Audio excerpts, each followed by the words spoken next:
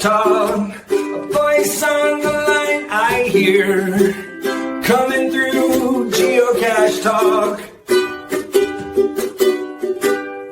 Embark on a breathtaking 12-night journey through Scandinavia with the Worldwide Cache Cruise, starting from the enchanting city of Amsterdam. With the Worldwide Cache Cruise, we are not just taking a vacation. We are geocaching and collecting experiences that will last a lifetime. A stunning symbol of adventure, community, and storytelling. Its bold design shines with vibrant colors and a cool retro look. It's more than just a coin. It's a badge of geocaching passion. You can be part of the journey by supporting Geocache Talk on Patreon. Your patronage helps create inspiring shows, grow the community, and keep the adventure going. Join the network at patreon.com/geocachetalk. Have you subscribed to FTF Magazine yet? FTF Magazine is the #1 geocaching magazine available. It is a quarterly magazine that you can be part of. Subscribing is easy. Just visit FTF's website, ftfgeo.com. Don't miss out and subscribe today. Calling all geocachers. At artedcrafted.com, we create unique apparel designed by geocachers for geocachers. From custom t-shirts to personalized mugs, our gear lets you express your passion. Stand out at your next event with artedcrafted.com. artedcrafted.com. Gear up for your next geocaching adventure. To our new patrons, Rob S72, Lost and Found 28, returning patron The Geocaching Ninja, Wee Dog 1, and Angel Bandit. And our featured patrons tonight are the Georgia patrons, Dawn, Joe, Scott, Sue, Sandra, and Ann. I think we all know which Ann that is. Shout out to Ann Poe for getting all 50. Cache Odyssey, and I know some other people are working on that as well. But thank you to all our patrons for keeping this show on the air and all our shows on the air. So there you go. Well, let's bring in tonight's guest and, of course, the three-man booth. We're all back again. Jesse. Howdy. Hey. The Memphis Mafia. John. Pizza Ninja. He's got some great news and stuff for us tonight.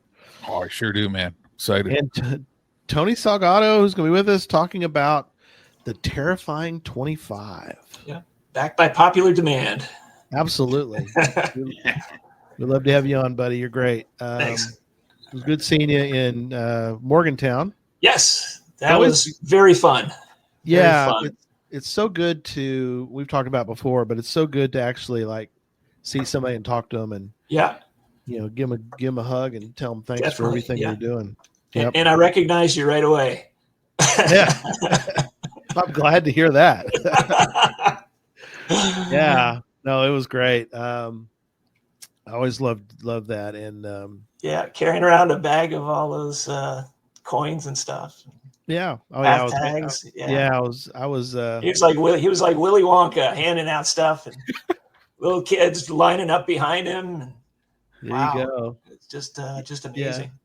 I'm sure some people are like, "What is up with this guy?" I'll just stop in the middle of the thing and open up and start handing stuff out, and people are like, "What? Who is this guy? What is his deal?" Everybody likes free stuff. Absolutely, you can't beat that. Yeah. Yeah. So no, it was really good. We had a great time, and so let's jump into this.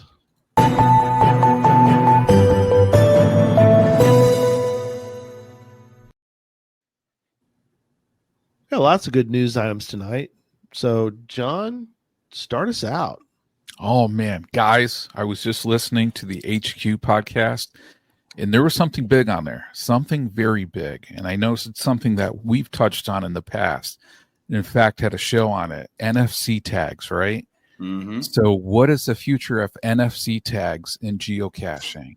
And I don't know if anybody else has heard about the Lodestone NFC travel tag that was mentioned the last HQ podcast, but it opens up some pretty cool things out there. And I'm going to drop a link to this tag in the chat that I think everybody should check out because it raises a lot of interesting possibilities for the future of geocaching, which, we know is Adventure Labs, but it could be more than Adventure Labs. Just saying. Yeah. On here. But it is crazy. Yeah. But if you look at this Lodestone NFC travel tag, you can see on here it's saying how, people can use it. It's a first version. It's going to allow people to find the tag and learn more about this new experimental project. And on this one, if you look specifically, and you can check out the transcript from that HQ podcast, but there's a few key things in here that we should keep our eyes open for. One is basically, and we talked to Jeremy Irish. We had him on the show, right? Yeah, Strek 2, it says it's sold out. Yeah, they're sold out right now. But the sense is there's going to be more of these coming, right? Yeah. But yeah, absolutely. But there's a few things that Jeremy mentioned to us when we had him on our show, where I think, this is the first time he mentioned this, but he didn't call it Lodestone. He says it's going to be able to apply a few different ways. One of the things that he always wanted to do when he set up geocaching like years ago, you couldn't really verify FTF, right? So you would need somebody to prove that they were there. So it looks like this Lodestone tag is a way for people to confirm that they were FTF. And Brian Roth in the HQ podcast actually describes some points where maybe people can win prizes because of this. Oh, wow. Get some unique content, maybe some unique treasures. So it looks like this is all coming together. Yeah. But it looks like it's going to be a way where it can be used with Adventure Labs too. And I know Jeremy told us a little bit about that. So I think we got some information ahead of others on that one too. But this is one I think that's going to have some pretty cool impacts. And I don't know, did you guys hear about the Lodestone tag before? I haven't, but thanks for spoiling the podcast for me. But no, I like the idea. Now I'm very interested that they're flirting around with the FTF thing because that's very brave. There's a lot of a lot of complications can happen, obviously, right? And there's a lot of people that are going to whine. We already know that. Yep. But it's also interesting because you've seen how people cheese the FTF. They're like, all 7 of us were there at the same time, so we're splitting FTF. Right. So it's going to be interesting to see how this plays out and how the community adopts it. Now, NFC caches already exist. That's not shocking. No. Now, HQ should definitely sell them because they need money. They don't charge enough for anything. I know everybody's going to hate that, but it's like they don't like to make money. But how it plays out is what's going to be so interesting. I'm excited to see what happens with it because there'll be, just like when you release anything to a bunch of nerds like we are, we're going to find ways to break it, right? That's what we do. We break it. We break rules. We break everything else. So we're going to break it first, and I hope they stick with it and then, adopt this high-tech treasure hunt thing that we're doing and keep going with it. Just stick with it. Don't worry about the people whining. They're going to whine. Just move past that and make it a new part of the game. Like, if you don't like it, shut up and move on. I think there's a lot of possibilities there for sure. Absolutely. And I love that they're trying new things and then putting this out there. That is cool, man. I appreciate that so much. Enough so that people should email them and go, hey, we like trying new things because they're going to keep people complaining all the time. Oh, you changed this and blah, we need to start a campaign like, dude, this is awesome. You're trying a bunch of new crap. Let's send you emails and thank them for it. Yeah, absolutely. Chad says Chad Limestall says I would buy for Geocaching official site for the swag factor. That's true. Yeah. And the other part on here too is we don't know, because is it kind of be like trackable codes where HQ is the one that puts some special code out on these, to make sure that they're legit. Now that would be interesting, right? Like only FTF could be qualified if it's one of these official. See, that would be but they won't do that. They won't do that. They won't be that. Who knows, man? Who knows? Would 100%. They will be too nice. Yeah. Well, Jesse, tell us about your Bob Ross virtual. We're going to talk about a little bit of caching. We each got a quick story. Oh, okay. So caching this week, labs, traditionals, normal stuff. But the only interesting cache that I did this week was it was called Tiny Little Trees virtual. And Not Obviously, happy little trees. Yeah, tiny little trees. Tiny little trees. Is it happy little trees? What is the Probably happy little trees. Let's see. You got me. I don't want to say it wrong. I've got it in the show notes anyway, so you can go check it out. Happy little trees. Yeah. Okay, good. But it was a virtual, and we're like, "Huh, that sounds interesting." We're kind of going through the area. We'd already been doing lab caching through some little towns, just kind of on a geodate, and this one popped up, and we've been kind of hitting virtuals anytime we find them. Of course, this actually took us to Bob Ross's grave, which is here in Florida. Oh wow, in Florida, cool. Yeah, and there was obviously it was his grave. It wasn't some big mausoleum thing or whatever, but there were some items left at the grave, like there usually is at famous people stuff. But a lot of this was like people's paintings, like little paintings they would leave there. Oh, very cool. Oh, and wow. it was a well done virtual. It wasn't hard. It was a simple, it was a 1.5-1, but like a 1-1 virtual, easy to get to for anybody. But a true tribute to Bob Ross, and that was kind of cool. We grew up watching Bob Ross, and my daughter loved Bob Ross, so it was hard to pass that up. That was an easy favorite point to give. So that was a fun one. Well done. I don't normally like caches in cemeteries unless they're virtual. So unless they're good or right. Good or not, I just don't like physical caches. That's just my personal opinion. I'm not saying it's out. I just don't.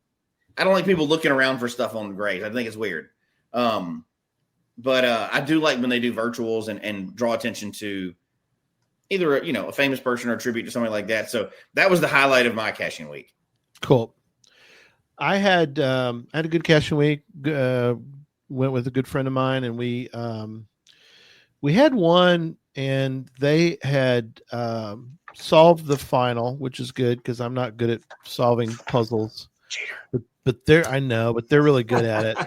Hey, I was driving, so I get credit. I mean, come on, I'm the driver, but that's for getaway driver. Yeah, the driver was there. So. What's that? Did you get out of the car? Of course I did. I helped search for this thing. Yeah, of course I did. Yeah, I did. All right, you get at least half credit then. I get half credit. He gets like a half smiley. Yeah, really, a half smiley. A faux smiley. So you get a smirk. We got to the final, and the final makes perfect sense based on the name of the cache. So we're searching. So it's this cement 18-wheeler truck thing. We're like, oh, and it talks about the cache name is like hauling. And so we're like, oh yeah, we got it.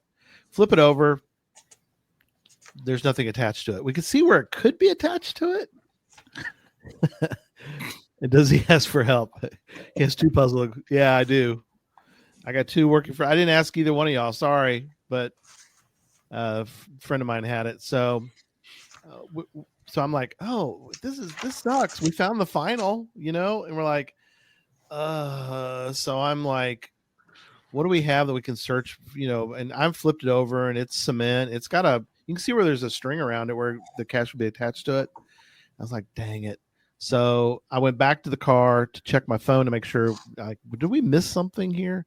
Anyway, so a friend of mine was, they were digging in the dirt, and all of a sudden there was a little container. You could tell that there was a container that was attached, like it was in the little, it was on the back side of this thing.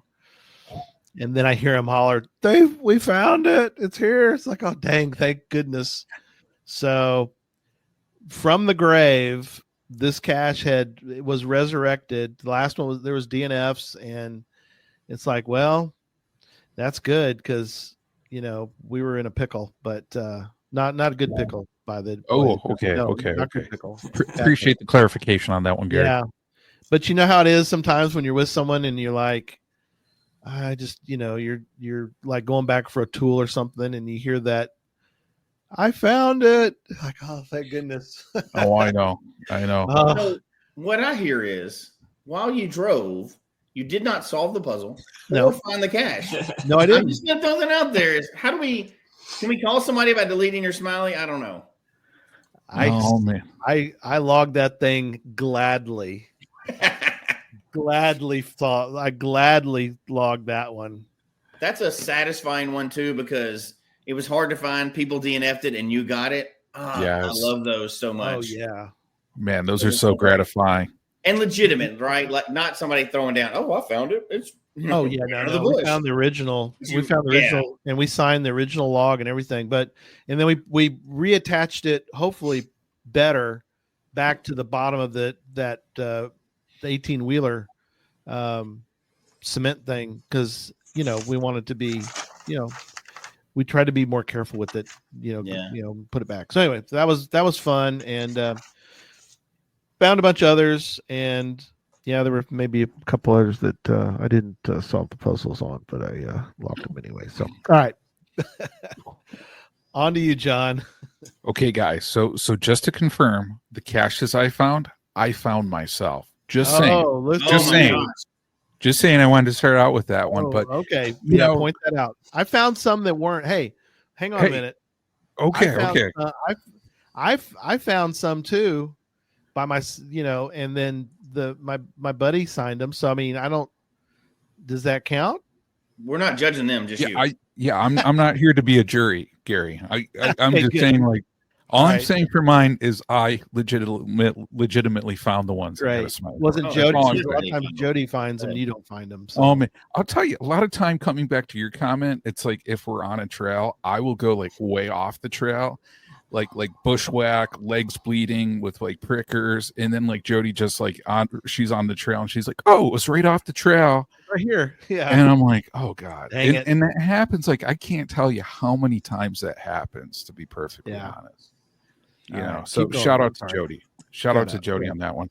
Yeah, but I found a couple cool caches this week. I found one Adventure Lab stage that I needed to find for some time. I was out doing trail maintenance, and it was a section of our trail that was closed just because it's a power company owns it, and they had to replace some poles. But I was out there in the Adventure Lab stage, and a big shout out to Dove 78 because she put together a cool Adventure Lab. The stage of this Adventure Lab was at the 1872 Christmas Eve train wreck memorial.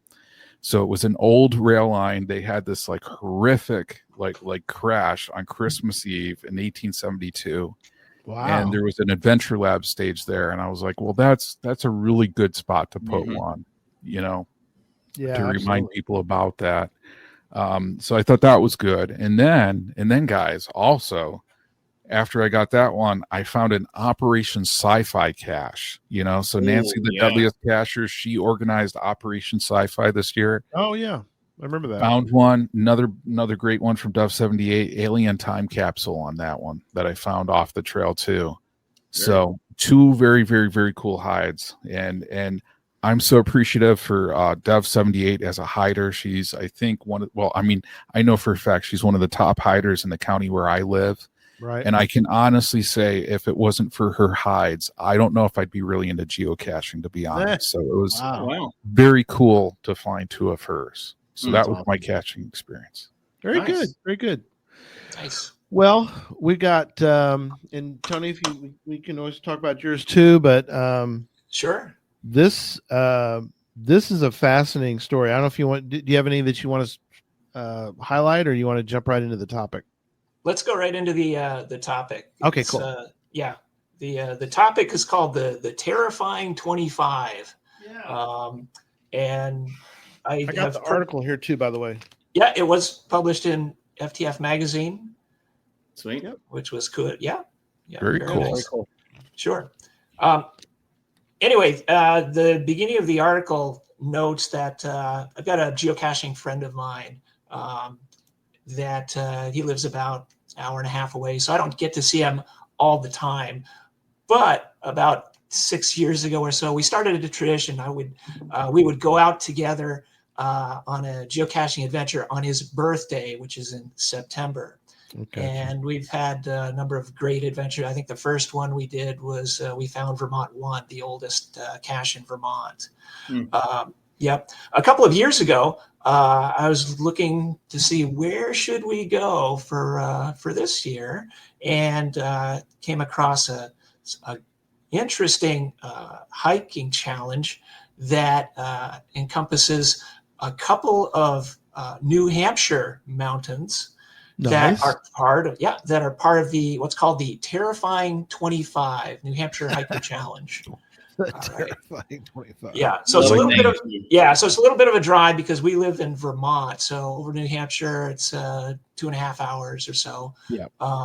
The two mountains in question are Mount Morgan and Mount Percival, and there's a nice 5-mile loop that is great for a morning or early afternoon hike. So you might ask, what is the terrifying 25? Well, some New Hampshire hikers decided to make a list of hiking trails that had slides and rock scrambles, ladders, and boulder caves. Really cool stuff.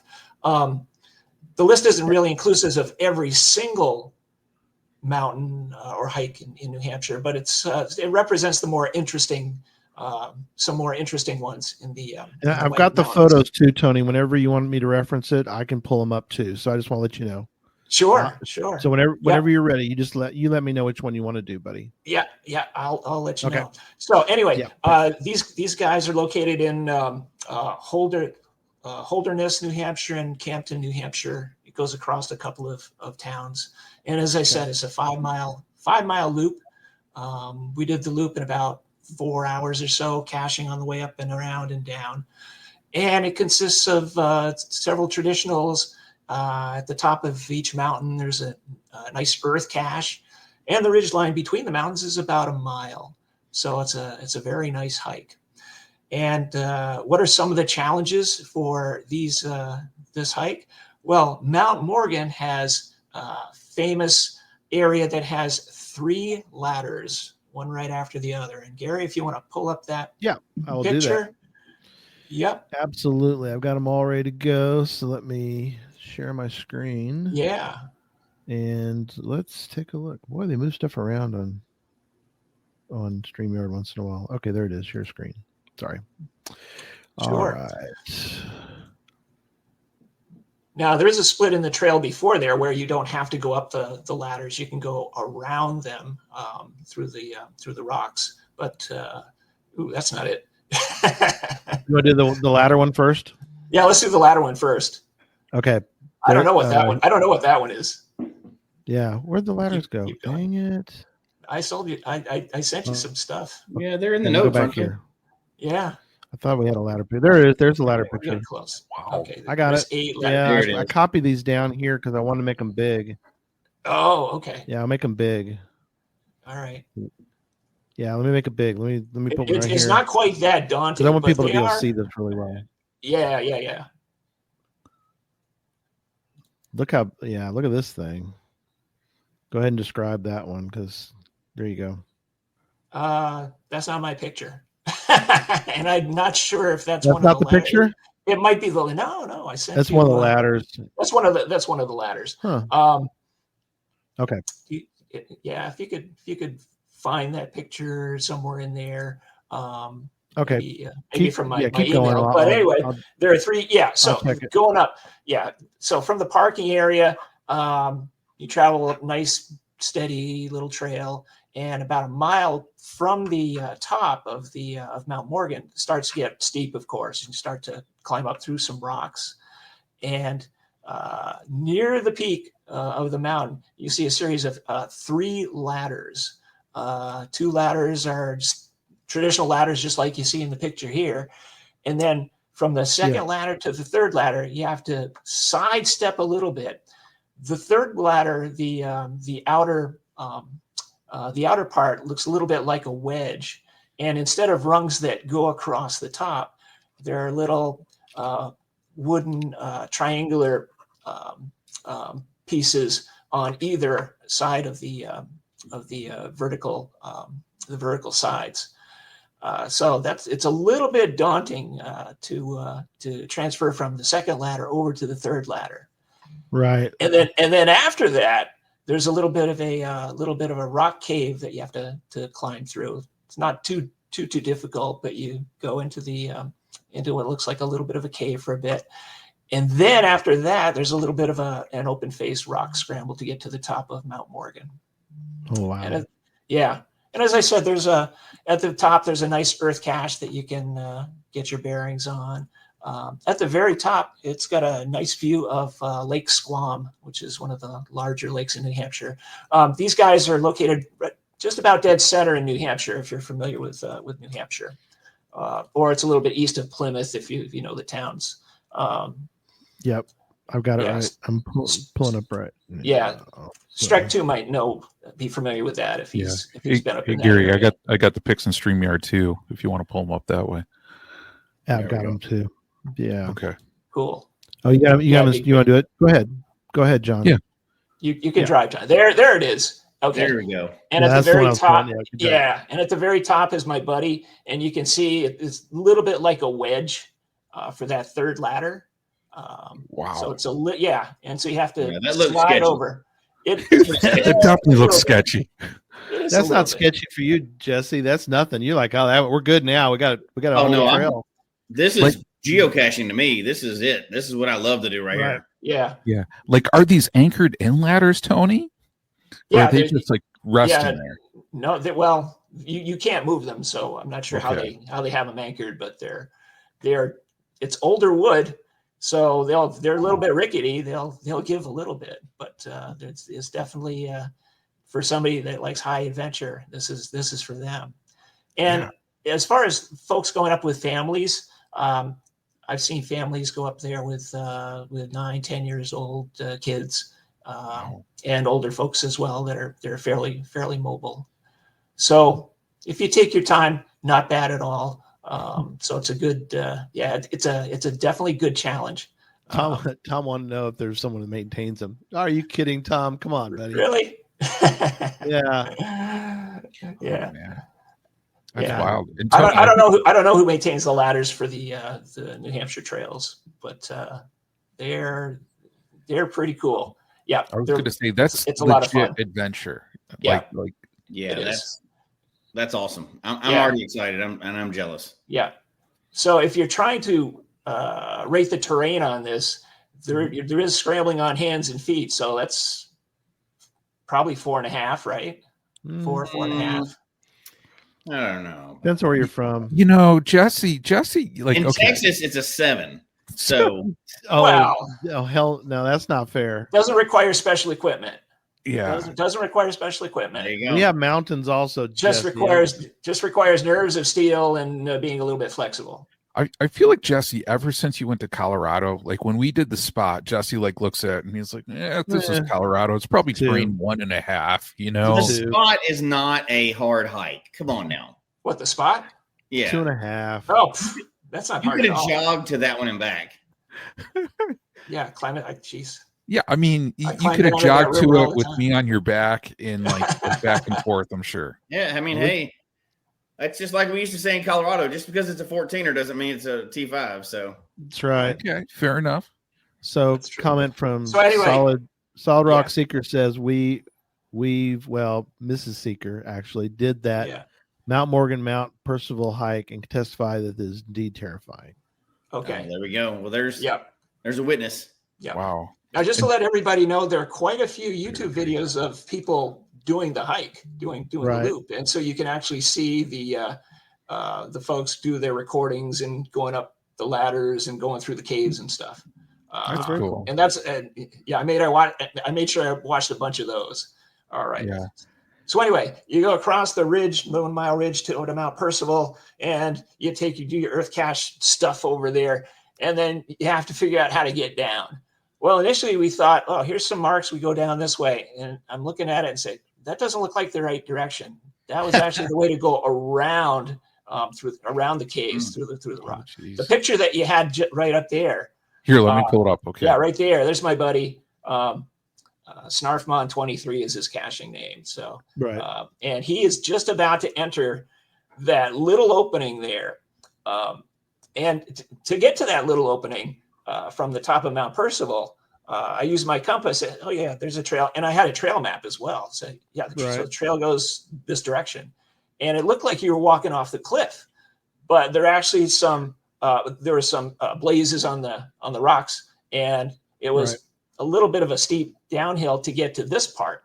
Now, how tight is this? You have to take your backpacks off. You can't squeeze through there with a backpack on. Ooh. And so you're pushing, you're either pushing or pulling your backpack as you're going through there. Right. And Gary, it'd be tough. That's all I can say. That kind of stuff will test you right there. You know, it's especially if you're even a little bit claustrophobic, if you're tight enough, you have to take your backpack off to go through. Yeah. That'll test you a little bit. I didn't mind that at all. The ladders are the ones I had a little bit of. I'd be okay with the ladders. I've You're good with actually ladders? lost. I've actually lost a chunk of weight of late. I've probably lost almost 20 pounds. Are you training for the terrifying 25, Gary? Yeah, that's what I'm doing. He just didn't know it. It doesn't change. It doesn't. I will change go the up fact there with you. Yeah, it doesn't change the fact I'm still claustrophobic. It doesn't change that. I can Yeah. fit through it now, but do I want to fit through it? I don't think so.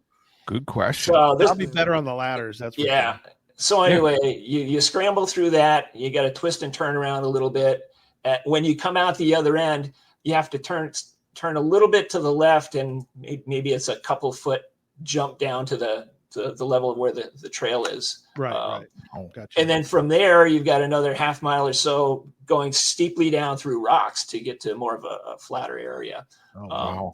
So yeah, and as I said, we did the hike Jesse's along with all the geocaching stuff that we did in about 4 hours for the Nice.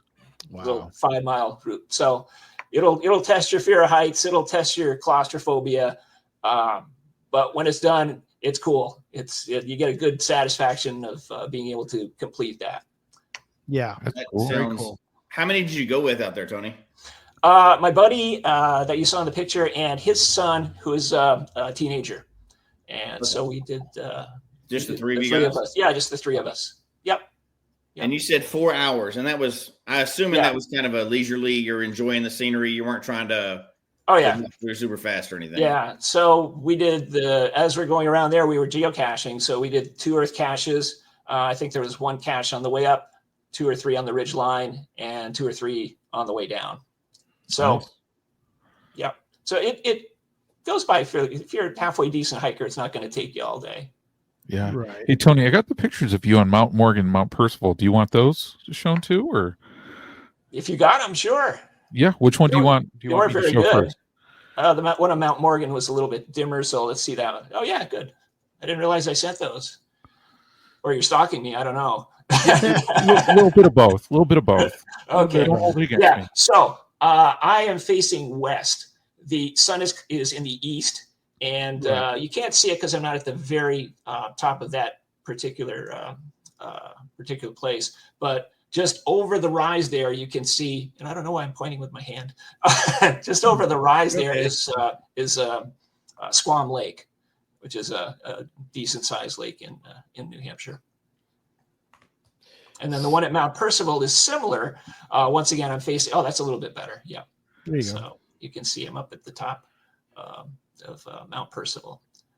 So proof that I did make it to the top of both mountains. No, that's great. And yeah.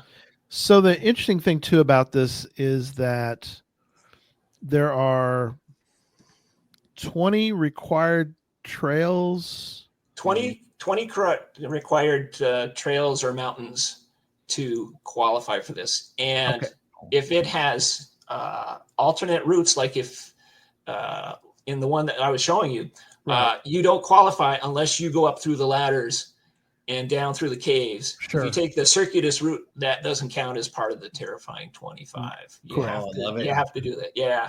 Got to do Yeah. it. And I've seen a few of the others on YouTube, some of the YouTube videos for some of the other 20, and those are hard. I mean, I thought this one was hard. Those are some I don't know if I'd even try as far as having to do those. This was this to me. This seemed more of a tamer one than some of the other. But for an experienced hiker, somebody taking their time and doing their due diligence. Now, Tony, do you think you will ever finish the terrifying 25? No, that's not on my list to do. Now, I didn't check to see if every single one had caches on it. If they did, well, then I might be tempted. But there you go. So I don't know on that.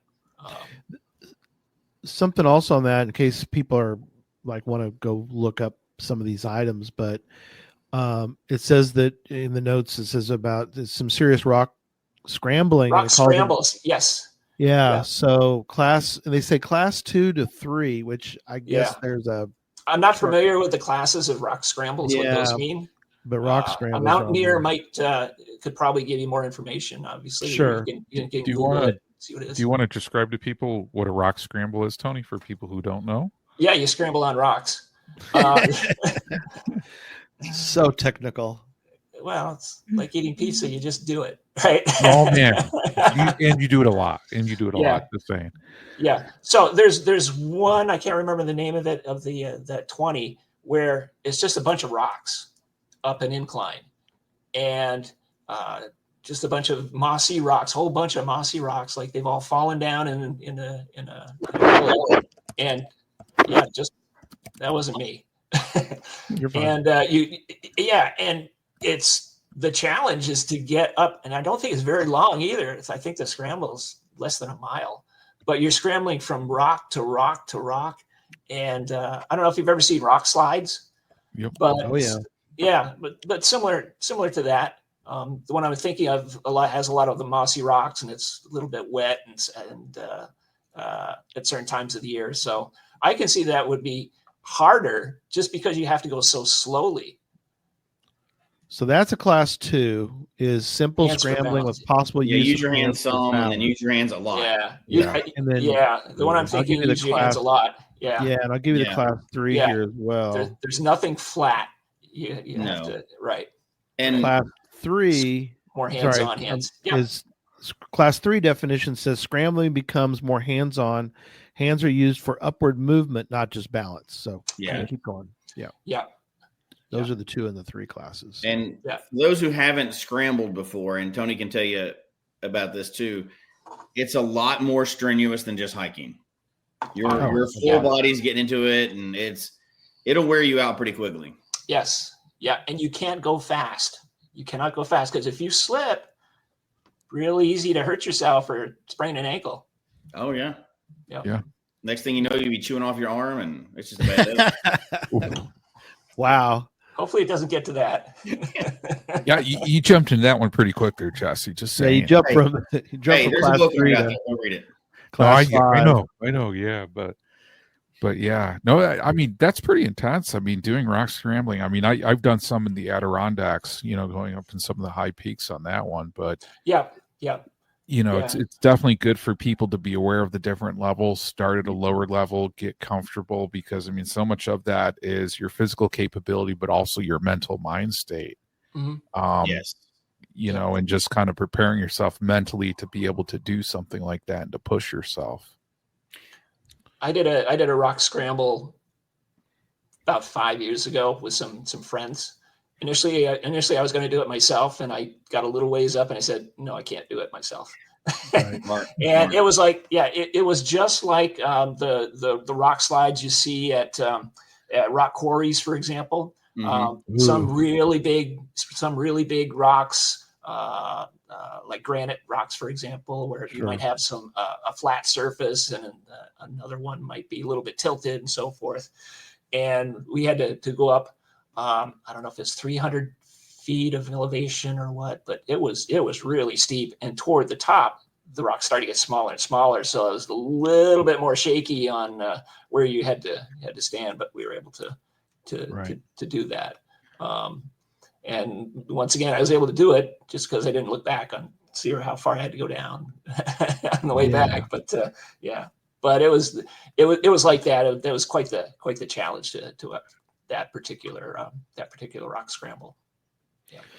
So they have some interesting rules, and I don't know, Tony, you can kind of explain these a little bit too as well. But they say, so here are looks like there's 4 rules. One is you hike the full length of each trail. Partial counts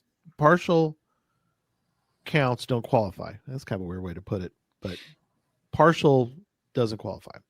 You may start at any point and ascend or descend, but some sections are safer climbing up, which makes sense. Right. Like I wouldn't want to go down the ladders. No, I would want to go up the ladders. Yep. So those make sense. Next one is it says, do not attempt trails in wet, icy, or poor weather. Oh yeah. This is more of a tip than a rule. Yeah. Exposure on ledges and slabs significantly increases risk. Yes. Yeah, you would not catch me up there on a lot of the mountains in the wintertime, just because it's so any open face in the wintertime. Just I've hiked mountains before in the winter using the micro spikes, which are pretty good if it's a halfway decent trail. But for open rock faces at an angle, I would not want to attempt in the winter. No, not in the winter. That's just don't do just that. Common sense stuff. Yes. Yeah, absolutely. Common sense stuff. And then the last one was the opposite, which is bug season caution. Black flies from late May to early July are brutal. Wear DEET netting or consider avoiding the whichever one those was, the 4,000 footer New England waterfall. I don't know what this is. So anyway. Yeah, once by water, you'll get a lot of creatures, a lot of bugs. I find the best time to do some sort of any type of mountain hiking is in the fall when the bugs are gone. Correct. Very good. Yeah. And you mentioned some gear, so I'm gonna mention a few, and you kind of tell me, give the listeners and viewers some ideas, or give your thoughts on some of the ones that were suggested. So, and again, you're going through some tight spots. So I don't know how much of this you really want to pack in, if as it were, but obviously sturdy hiking boots. That's hiking boots. Yep. Pretty essential. Gloves. Obvious. Helmets, optional, but optional. Yeah. Depends on where you're going. If you've got a lot of overhanging for stones coming down or rocks coming down on you. Right. But bug spray. Very few. Yeah. Hydration, the typical things. Right. Go ahead. Yeah, and I was going to say possibly if you're layered, water. If you're layered up too, like if you start off with a light jacket or something like that you're able to take off as you get hotter or put back on as you get cooler. Yeah, something light like that. Right. And I was gonna say real quick, and the other gear and I'll let you elaborate. But one is just navigation tools. Is there cell coverage, or do you download the map from all trails, or? Yeah, I usually pull it up on Google Maps from the geocaching webpage, and I usually, if I can, I'll download a trail map. Okay, cool. I'll bring I've been using my phone more and more to the geocaching app, so don't get on me for bringing my handheld GPS. But I have that as a backup. Hey, I'd bring it, Tony. Just saying. Maybe these other two guys would, but that's my backup. Yeah. I have been very brutal over the years about people using those big plastic bricks, the GPSRs. However, little brick. Fully admitted on the show recently that I wanted to have one day when I was out caching, and I think that's going to be. I bet that hurt. My soul, so bad.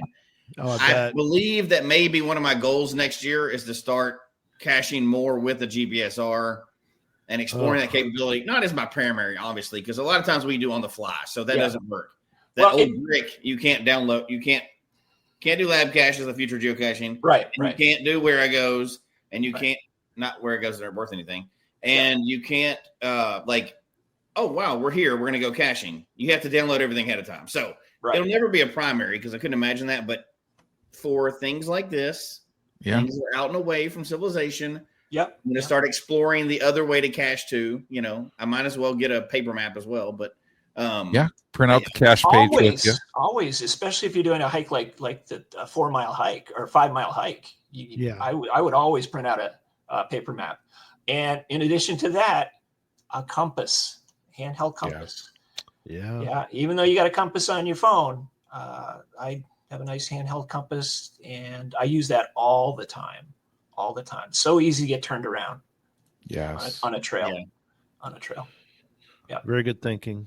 Now, this kind of caching is interesting. A lot of people love it. Some people don't. Some people have a mixed reaction to it. But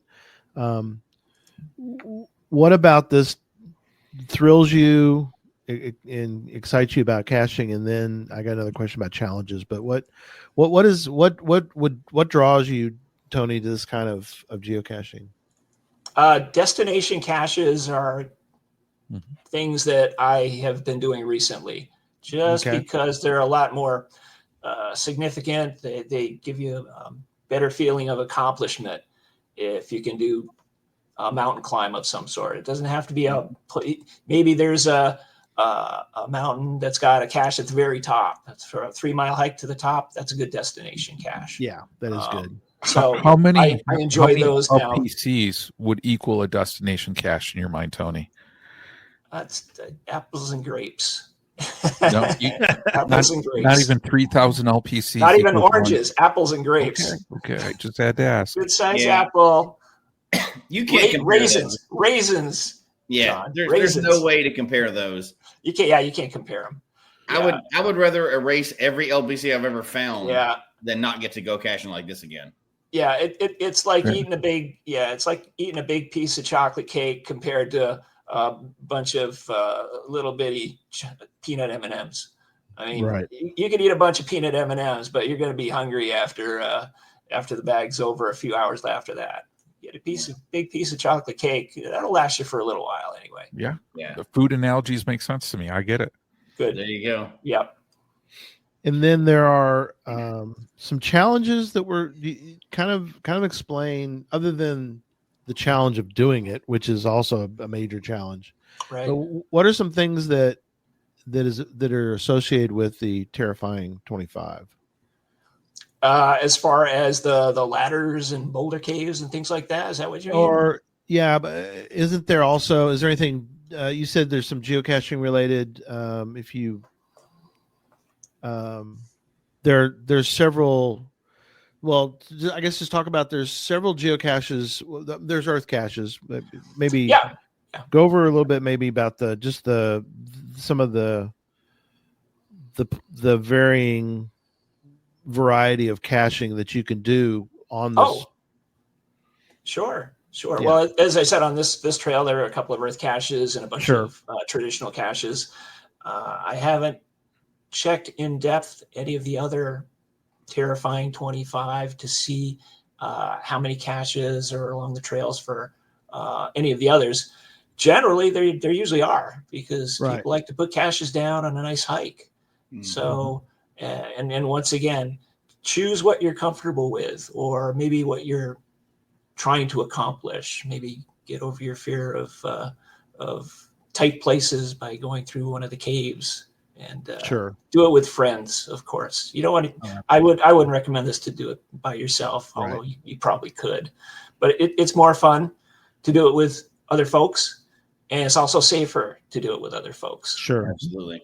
Yeah, I love a lot of your multi caches. Was there any multi caches out there in that area that stand out, or was there not on that hike? Okay. Yeah. So that wasn't really something I was concentrating on for that particular trip. But they are out there. Not as good as mine usually, but they're out there.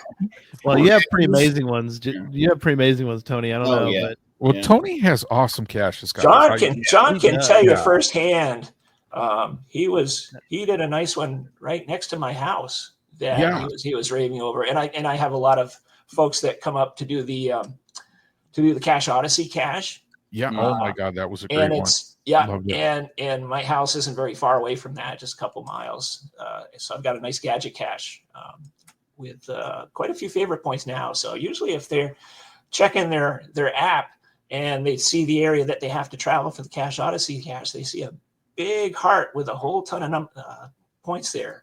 Yeah. I mean, definitely for people, if you're going through Tony's neck of the woods, especially Cache Odyssey, Vermont, look at his other caches. He has so many different cool ones out there that it would be a shame if you missed out on them. Yeah. And please also message me if you think or you're coming up to the area. I'm happy to meet you, anybody at the Cache Odyssey cache if I'm available, or show you around the area and take you on some really good adventures.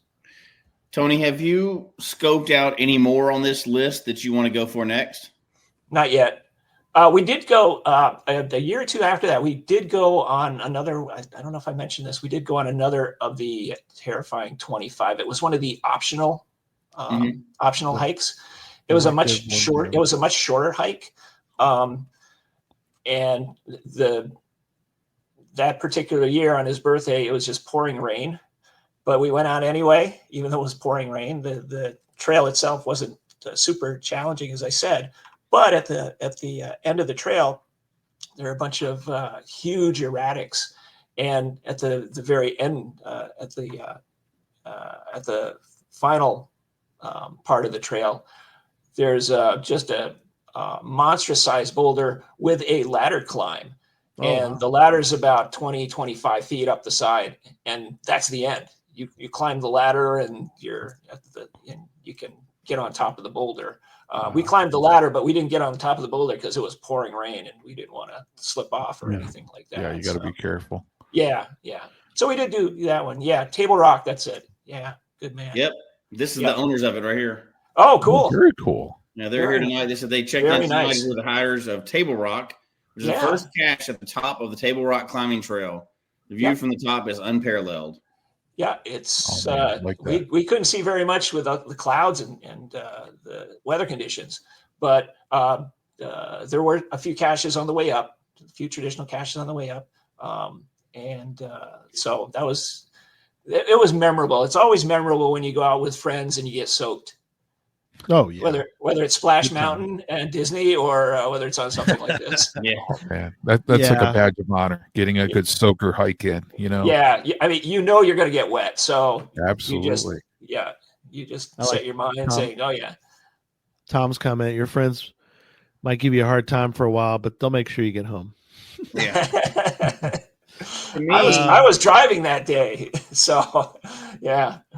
To me, this kind of list and scenic area, first of all, it's my favorite type of caching, which other people have said in the chat room as well. Yeah. Sure. I don't know. Everybody does different things. Like, obviously, when we're talking about Cache Odyssey, that's the opposite end of the spectrum for what we're talking about here, right? But right. This list, and I think you'll probably talk about it before we finish, but there is a completion reward for people on this list, and we'll talk about that. It kind of works perfectly with geocaching. Any kind of list works perfectly with geocaching.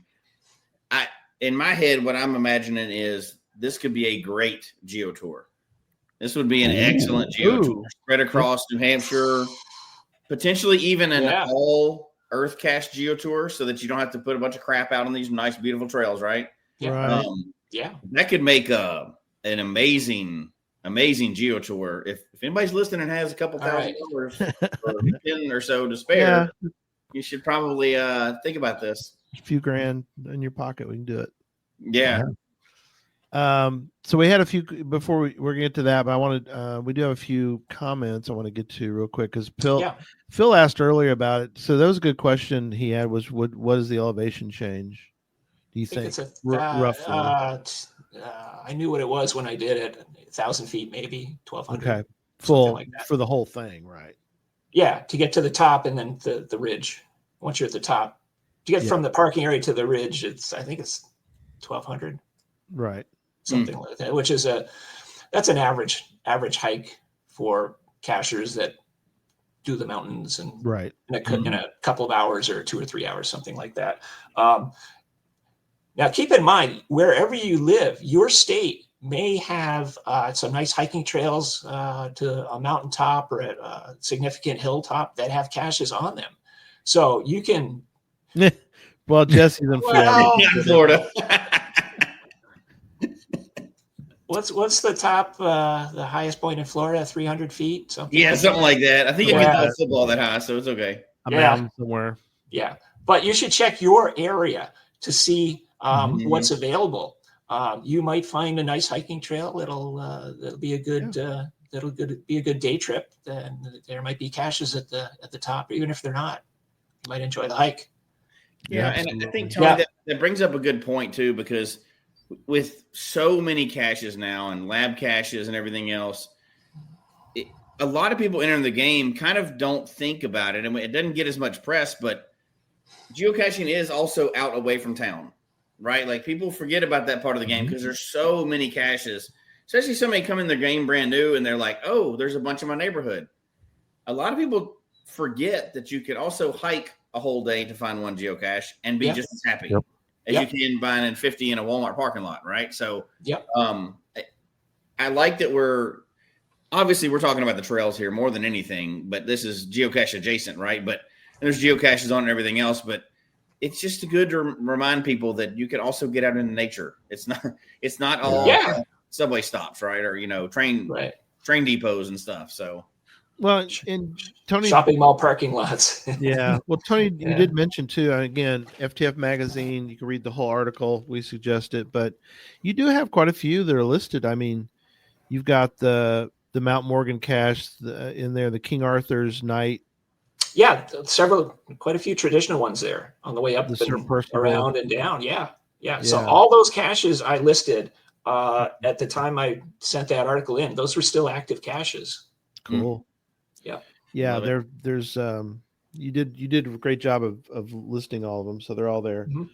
There's a link there as well, but I love the guy on the terrifying 25. Yeah, like, there's a little patch sideways. If you qualify, you do all those hikes and send your information in, you get a patch, which everybody likes patches. You can put on your hiking bag or hat or whatever. Yeah, very cool. Yeah. I mean, it's interesting. There's a lot of people in the chat room, and Dawn says this is her jam. So I mean, a lot of people, this is their thing, and I think there's a lot of people that I think they just need to go do maybe even just part of it, just to get a taste for it, or go somewhere like you were saying, Tony, is to go somewhere in your state and find something, locations, right? Something manageable. Don't go try to climb a 25 foot peak to. Yeah, don't start with your first attempt. Yeah, baby steps. Oh, can I show the cover? I can. Now mine came sort of messed up, which is just, it happens, but. And you still probably got it 2 weeks before I got mine. That's the mail up here. Somebody bragging about them being on the cover. Is that what's going on? Oh, they're hanging on to something there. Yeah. Oh, yeah. Very cool. Yeah, he's checking out the fungus. Yeah, what is that? Oh, yeah, he's on the. Yeah. It looks like a foot. He's big. Sculpture. It's a big toe. Foot. Yeah. But no, absolutely. We've talked about that on the show before, which is try getting out of your comfort zone once in a while. Go do something. And do it with friends. Do it with friends. Yeah, absolutely. Yeah. The one that also comes to mind, because we're talking about being up on a mountain type situation, but also the ones like and we joke with Jesse about being in Florida, but be genius and going out and doing the swamp rat thing. I mean, a lot of people don't want to do that, but they might go with a friend, or take a friend with you if you're going to do something that crazy, is to get out there and it's exactly what geocaching events are perfect for. Right. Get people with you. Yep. Share the misery with others. Share the misery around in nasty swamps or if you're going to be, climbing a mountain or a park, going to a park and going to hike, geocaching events are great for that. That is true. Share that experience with others, and you'll have a blast doing that. Yeah, there's Nicole. She's like, come to the swamp. See, she's got the brain rot, so she thinks it's fun. It's okay. What happens with those bacteria that you get in the swamps out there? She does. She's got the damaged cerebellum there. So all right. Here you go. Phil mentions there's a GC there. Oh, well, there you go. Wow. Let me climb that one. There's a baby step for you. Point. Yeah. 4B F1C for those watching or listening. It's 345 feet, by the way. Ooh, size point. That's. I was close. For Florida, that's significant. Just saying. Yeah. I think it's higher than Kansas's highest point. So that probably is. Right. Yeah. Now, John, I've got a question for you. Yeah. Shoot. And you probably are familiar with some of this, but the Adirondacks have a lot of nice mountains, a lot of trails. Yeah. In the Adirondacks. Yeah. In New York State. Yeah. In fact, I've gone up a quarter of the high peaks in the Adirondacks on that one. I think my top hiking, and I did it solo. Probably should have done it with somebody else. Yeah. But I had one day where I did 21 miles Holy 4 cow. mountains, 21 and miles, and it man. was a long day, but it was a good day. But yeah, I mean, all of this, I totally agree. I mean, like, outdoor caches can be so good, so, a great experience. But yeah, make sure you do it safe, because there's a lot of Yes. things in the outdoors where even if you feel like you can do it, it's safer to go with someone else just in case something does happen. And especially if somebody's not in a comfort zone doing it, it's a lot better to do that, because I know sometimes, Right. like, even when I'm hiking outdoors wise and I find somebody on the trail, I'm trying to kind of check in and see how they're doing. So Right. sometimes I'm like, where are you going? Or, just trying to see if people know where they're actually going, if they're properly hydrated. So, Yeah. Safety. so, feel free to check in with other folks on that one, because if people are doing some stuff, especially pushing themselves mentally and physically, and maybe if they're not 100%, maybe it's a hydration factor or something else, you got to look out for other people in those situations too. No, Right. absolutely. And Tom's Also, right. yeah. Also, keep in mind the wildlife that you might encounter. I was in Vermont on some of the back roads. There was a series of caches that were being refreshed down, probably a half an hour south of Montpelier, half hour, 45 minutes. So all back roads.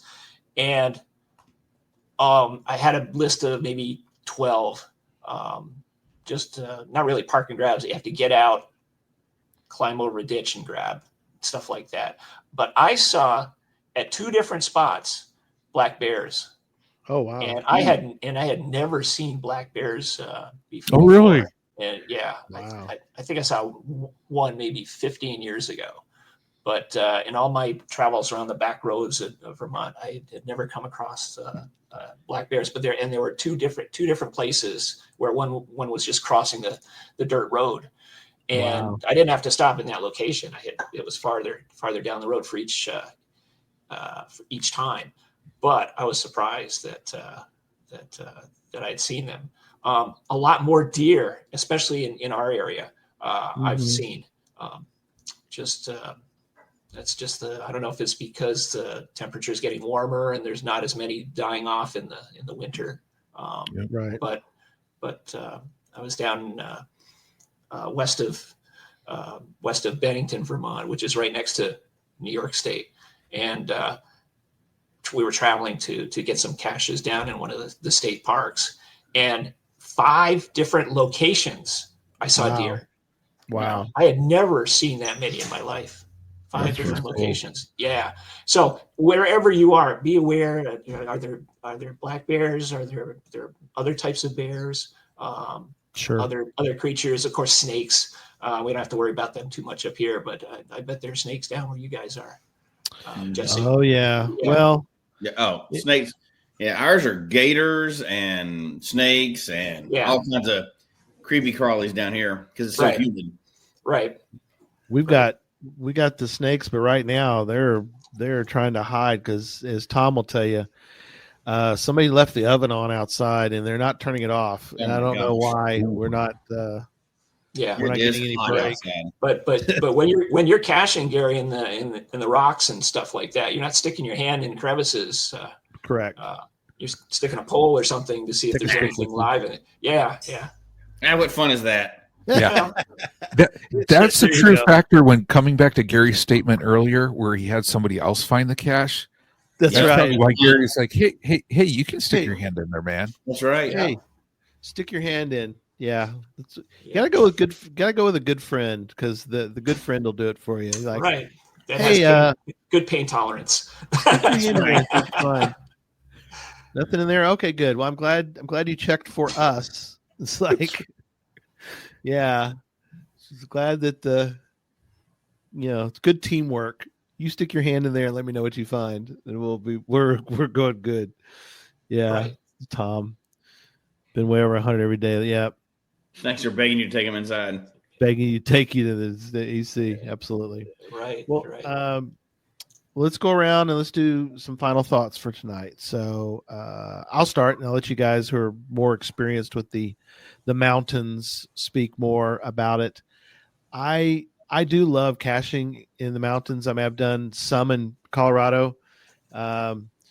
did some earth caches. Did Jesse? In fact, my highest earth cache is Jesse's in Rocky Mountain State Park. Yes, but did some others, and I do love it. I don't get as much opportunity. Depends on where you live, but I do love taking the challenge, going to the top of even a. I mean, it sounds kind of lame, but even if there's a hill that you're not, depending on your mobility, for some people, getting to the top of a hill may be a good accomplishment. I did a hill. I call it a hill. It's not really very, but I did it last year with my motley caching crew, and for me at the time, because I've lost some weight since then, but just getting to the top was a good accomplishment for me to get to the top. And so, you got to challenge yourself, find something that is a challenge where you're at. So if you're, in great shape, then, test yourself. If you're not, that's okay. Find something that really does get you, another step down the road and is a challenge for you as well. If it's, I know Jim is struggling right now with some mobility, but even for him, he wants to get out and go a little further and walk a little further, and do those kind of things. So if you're wherever you are in your journey and your mobility, try to give yourself a little more challenge. Yeah, I would second that, and I do have to make an official retraction. But always make fun of Texas. Yes. Easy, right? But yes. And this is kind of a sideways retraction or, backhanded retraction. But I was Googling it just because I was curious. And the highest point in Texas is higher than the highest point in New York. So yes, there you go.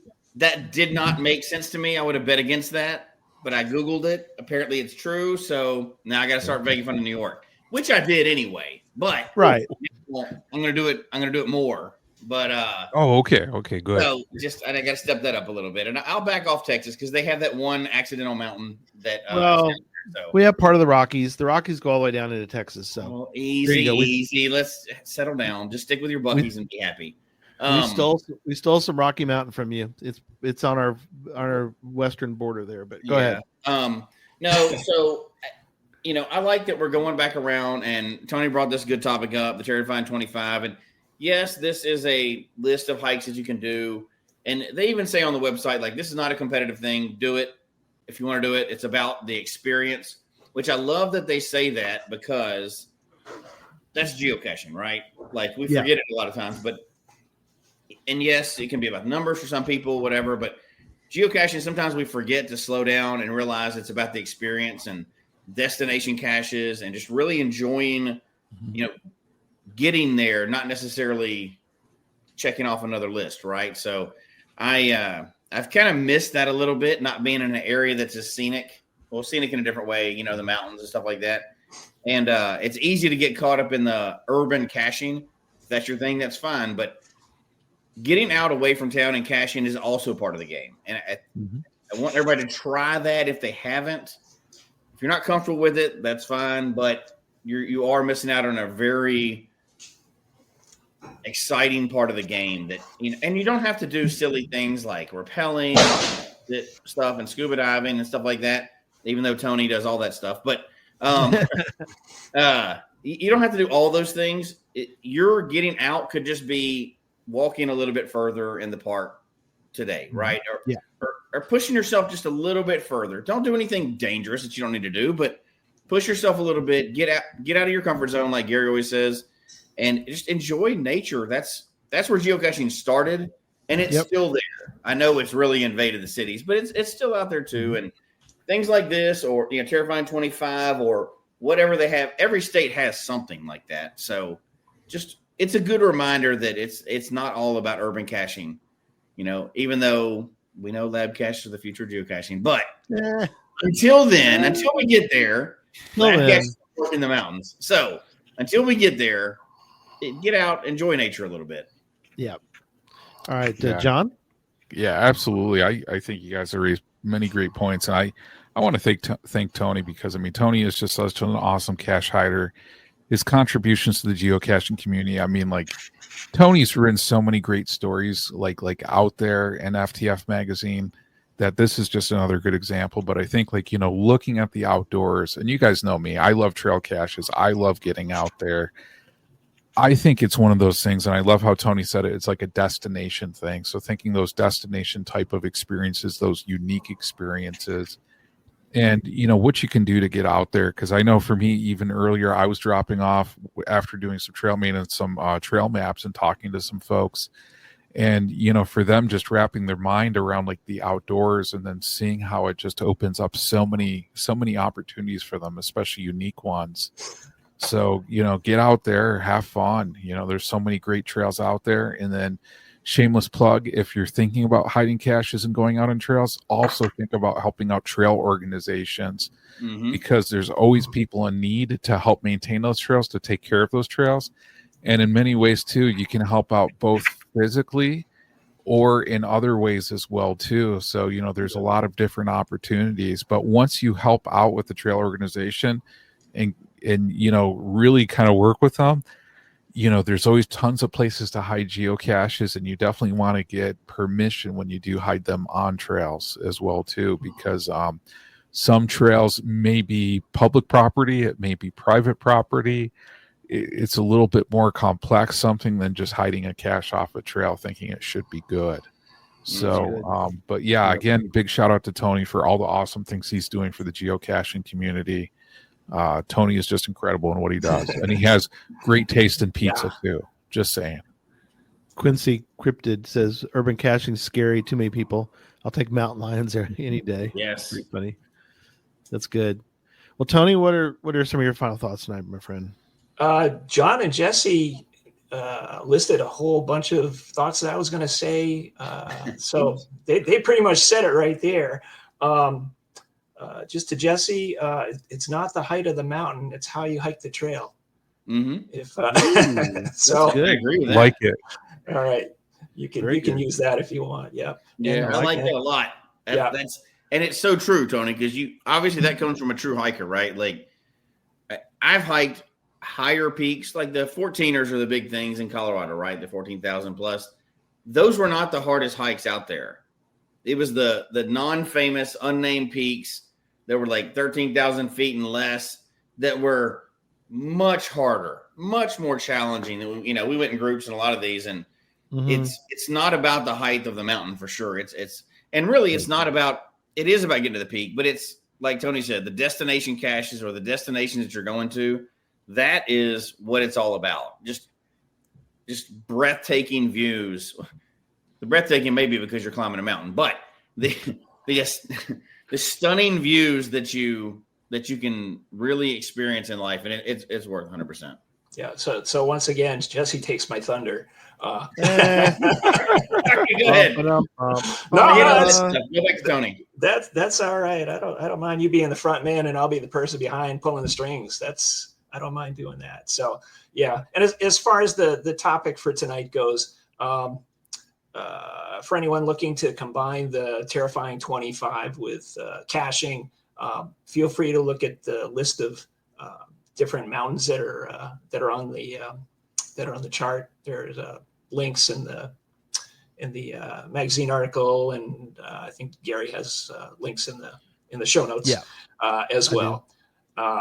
And then finally, anybody that's coming up to my area, please let me know. And as I said, I'd be happy to show you around, give you a tour, take you to some good eating spots. John, 2 words, you know what that is?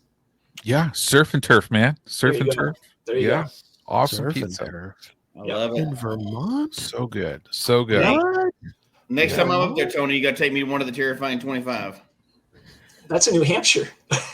But I will take you to Vermont. I will take you to some terrifying Vermont caches. You don't have a car? We can just drive. I mean, if I drive that far, we can go a little bit further. We'll make a day trip out of it then. Yeah. Day trip. You need to let me know ahead of time though if you're coming up. I'll give you at least 30 minutes notice. Don't worry about it. Perfect. 30 minutes. Yeah. Sounds John good. could tell you about his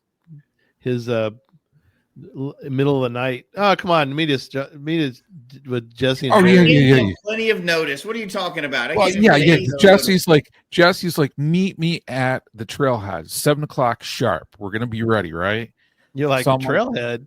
Yeah. So I'm like, okay. So I like literally, Jody and I woke up 3:00 in the morning, drove out to meet him at a trailhead at 7:00 sharp, right? And him and some other guy were snoozing it up in the vehicle, and then all sleeping. It wasn't a random dude. First of all, it was Barry. Barry.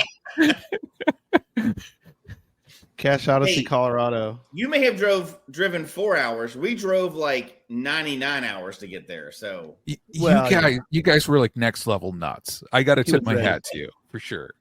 He was ready to go. Yeah, they were at the trailhead, parked there. Whether it was safe or not, who great knows? sleeping spot. Yeah. Well, good. Thank you. That was great.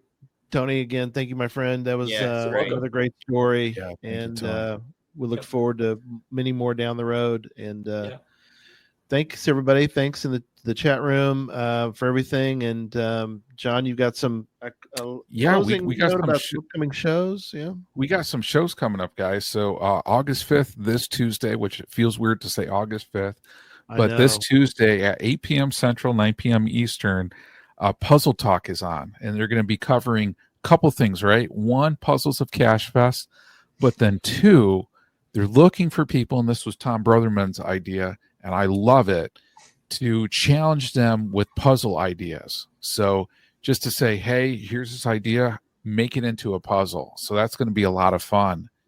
And then, of course, we're back next weekend, right, on August 10th. And I think we're talking about AI, right? We might be on, but maybe not. Maybe AI will be on in our Maybe stead. it'll be robots doing it. Who knows? Oh, man, that's going to be crazy. That's going to be crazy if that's the case. I'm going to have to stay tuned to that. But and then a few other ones. August 12th, we got Challenge Academy or Challenge Talk talking about Challenge Academy recap. So that's going to be a great show. And August 19th, we got Gadget Talk coming up. So we have a lot of great shows coming this month. So definitely stay tuned. That is perfect. All right. Well, everybody, thanks again. And have a good week. I know, Jesse, you get to go back and be with the kiddos again starting tomorrow. Yeah, I know. that is actually cool. Well, not this week. I start back, but I don't get to see my kids until next week. So the week after. Gotcha. Yeah. Good deal. All right. Well, thanks, everybody. Tony, thanks again, my friend. We'll see everybody. Yeah, good night, everybody. Thanks, everybody.